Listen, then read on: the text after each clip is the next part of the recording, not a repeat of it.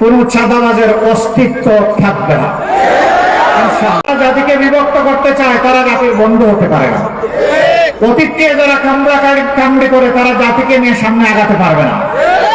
সামনে কেবল তারাই আগাতে পারবে যাদের ভিশন আছে, দূরদর্শিতা আছে, সদিচ্ছা আছে, দেশের প্রতি প্রেম ভালোবাসা আছে। আরেক হাতে আমার মায়ের গায়ে হাত, এই দুইটা আমরা দেখতে চাই না। মারা মিছিল করে আপনাদের কারো কাছে ফ্যামিলি কার্ড চায় না। এই মারা ইজ্জতের সাথে বাঁচতে চায়। আগে আমার মায়ের ইজ্জতের কথা বলুন, রাখেন আপনার ফ্যামিলি কার্ড। আমার মায়ের ইজ্জতের বিনিময়ে কখনোই ফ্যামিলি কার্ড হতে পারে না।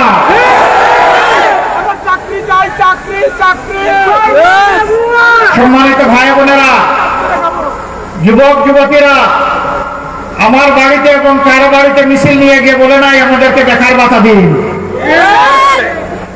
আমরা তাদের হাতে বেকার ভাতা তুলে দিয়ে তাদেরকে অপমানিত করতে চাই না।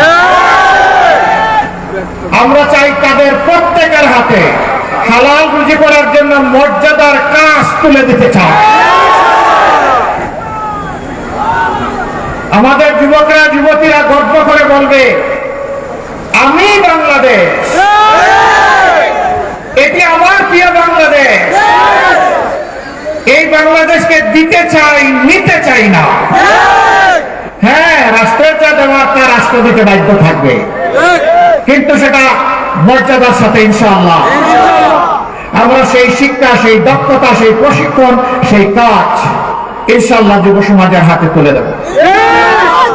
আমাদের অভিজ্ঞতা আছে, মীর কাসিম আলীরা আমাদেরকে দেখিয়ে গেছেন এই কাজ কিভাবে করতে হয়।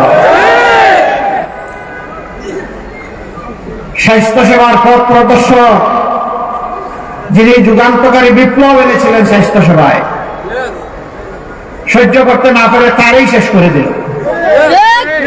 ইনশাআল্লাহ প্রতিটি শিশু থেকে বৃদ্ধ, মা থেকে বাবা, সবার জন্য স্বাস্থ্য সেবা নিশ্চিত করা হবে ইনশাআল্লাহ। শিক্ষা কারো করুণার দান নয়। জ্বরে পড়া শিশুটি গরিবের ঘরে জন্ম নিয়েছে, এটা তার অপরাধ নয়। রাষ্ট্রকে তারও দায়িত্ব নিতে হবে। আমরা বংশানুক্রমিক কোন শাসন ব্যবস্থা চাই না।